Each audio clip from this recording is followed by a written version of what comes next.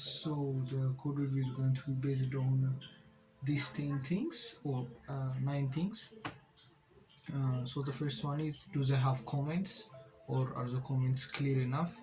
The next one is cleanliness. Is the code clean? Is it implemented in a nice way?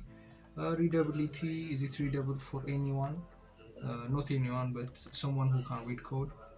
Scalability. If the code can scale within when the number of users is increased, or when the number of data is the data the number of data that is being processed is big. The good practice, if they are using Java or any language, they have every language have its own good practices. So that's one. The next one is it dynamic? Is it dynamic in a way like if they want to add new things to or new features, do they add it from a admin panel, or are or would they just add it directly within the code? Or if they add it directly within the code, do they create a new function, or just they add one thing in an array or something like that? The next one is simple. The simplest possible way of writing code is the best way of writing code. So simple, unbreakable, meaning user friendly, and doesn't crash almost every time. What's up? So I found my old code in my old computer. So this was written in PHP, as you can see over here. So I decided to review the code and see what mistakes I've made and what kind of bad practice I used, and some dumb codes that I might have wrote in the past.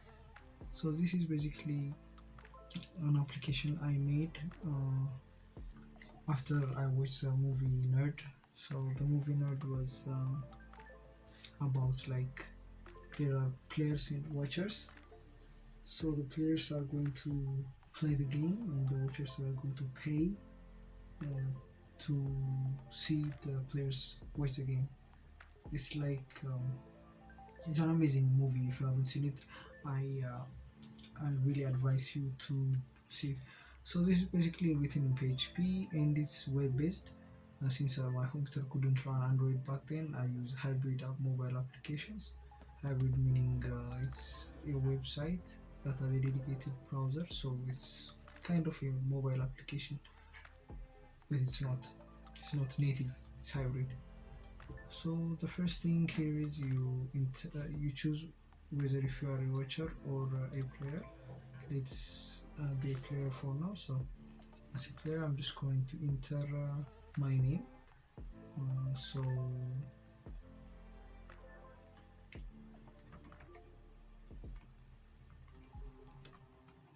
So when I enter my name, it says good right here. So why does it say good? Because I have something around here. First off, let's review the code right here.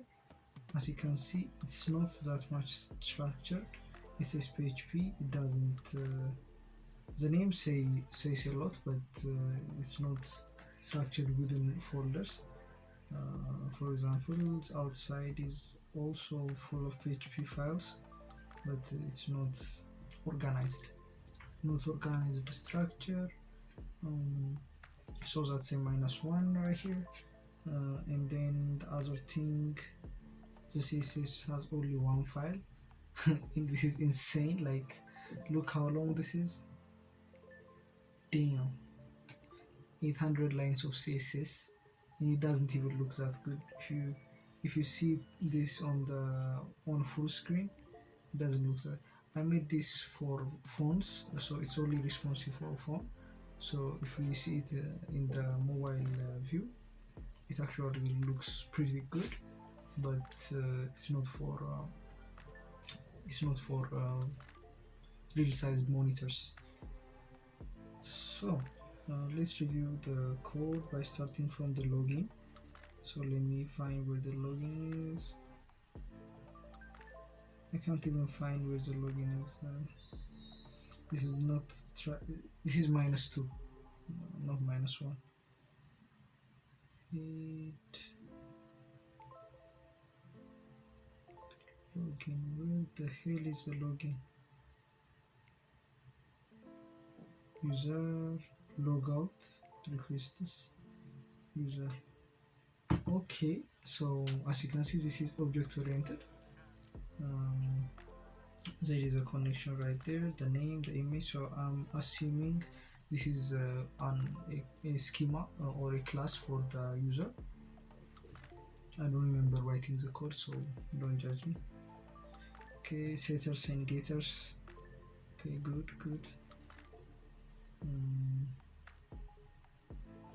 Assign ID, name, filter user input. So what does this do? I think I remember this one.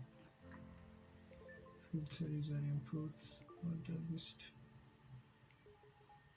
I think this is imported from connections. Yep.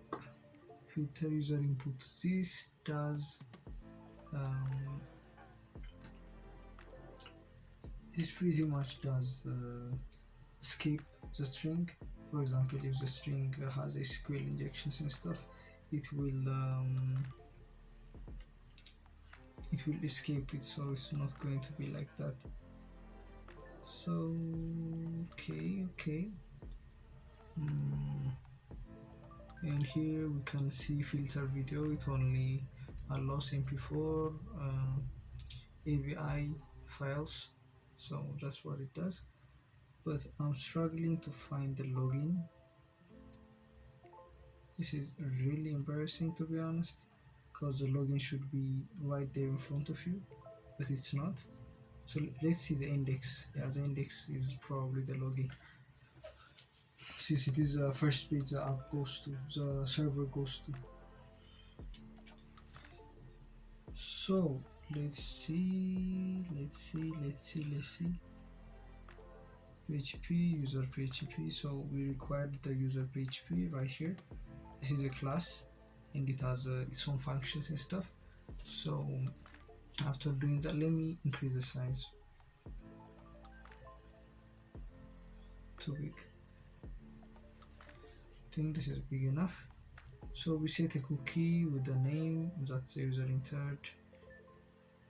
Okay, we check if the cookie exists, and if it's not empty, then if that's the case, then we redirect to the memes.php. I don't know why I called it memes. Maybe it's because I stole a code from my other old project, even older than this. So it's a meme app. This is a dare app. It shouldn't be memes, but yeah, it goes to the memes.php file, which is a newsfeed type of file. We'll see how it looks. So if that's not the case, if the user is not logged in, then it's going to go to their login.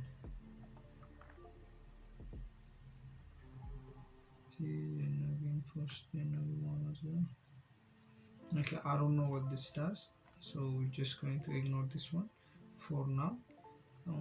One other thing I noticed is there are no comments here, so that's another 2 points down. So far we got 6 out of 10. That's looking bad. Okay.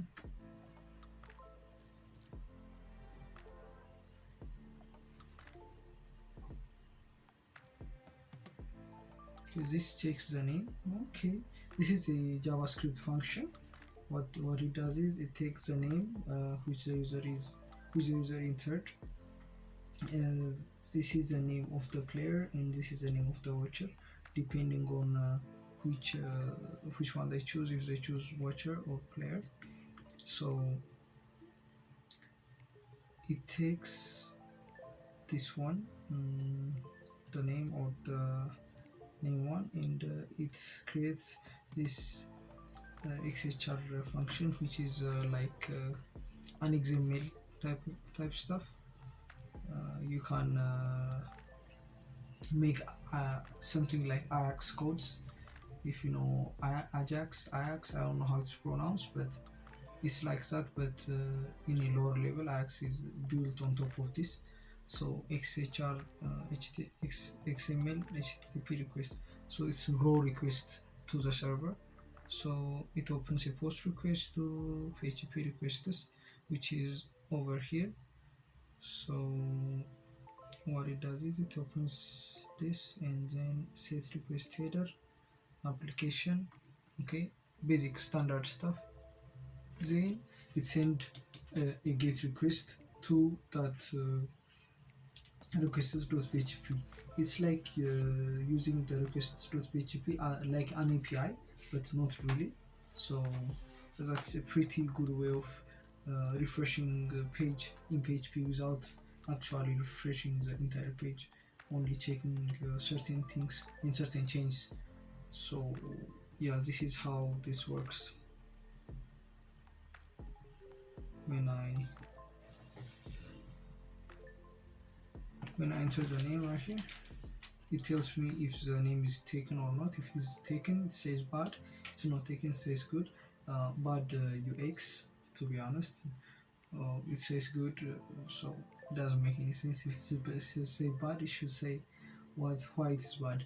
So that's 1 point down, 5 out of 10 so far. So let's just do this, and I'm just gonna press on login. I haven't started the app till now. This is the first time me opening it, so there might be errors like this because since it's PHP, it has different environments and different server setups will have different impacts. So this is a new PC, relatively a new PC, so it might have errors. Something like this, for example, trying to access array of set1 value of type. So we're just going to ignore this part, and let's click on this. Okay, the app actually looks better than this without the errors. I'm going to share screenshots on the screen somewhere, but so stay home.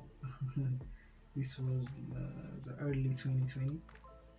So then there's image post, date of the month, following. Okay, let's. Then there's my name is.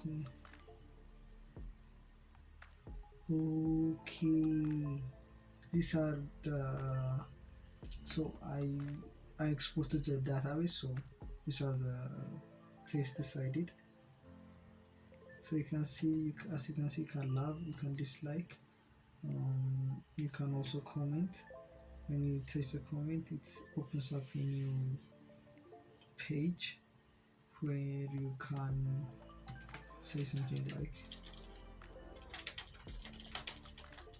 the coloring and everything is bad. Well, I commented, so it should come up somewhere. It didn't come up. Oh, here it is. So by default, this is a profile picture you get.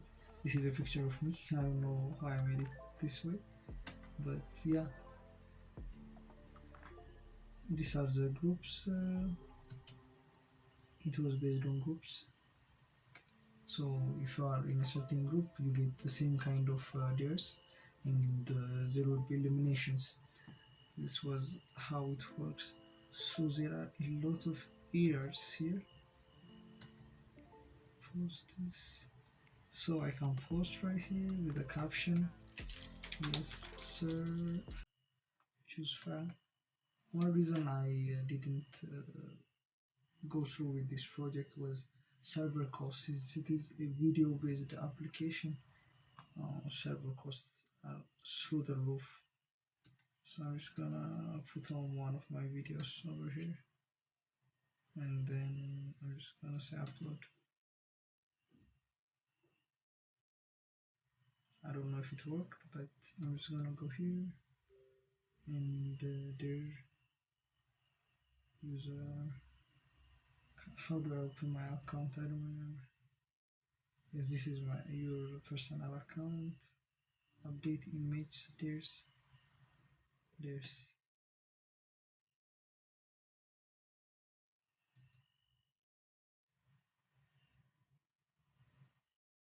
This is bad.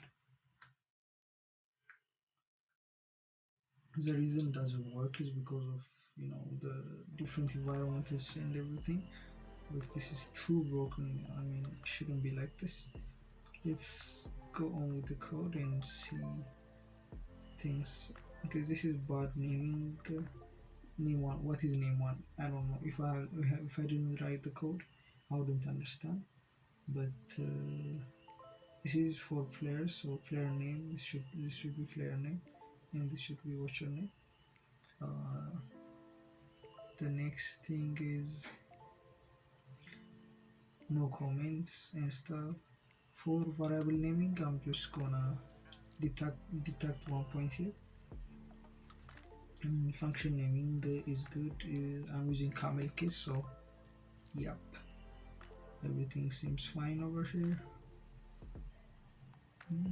Okay, so far we got 4 out of 10 when we detected the variable name and stuff. Let's go to the main page and see how things look.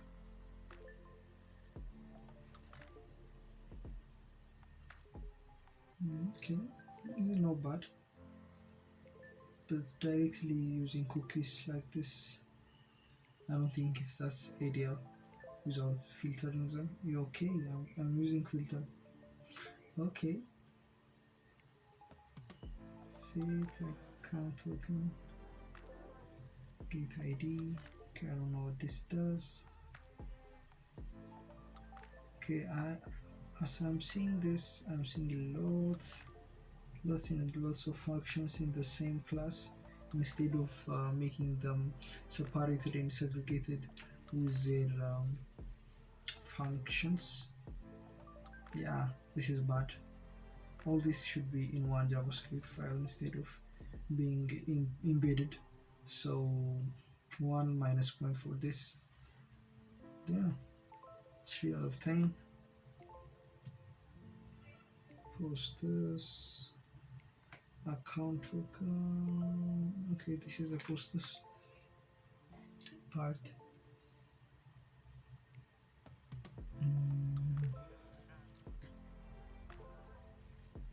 Okay.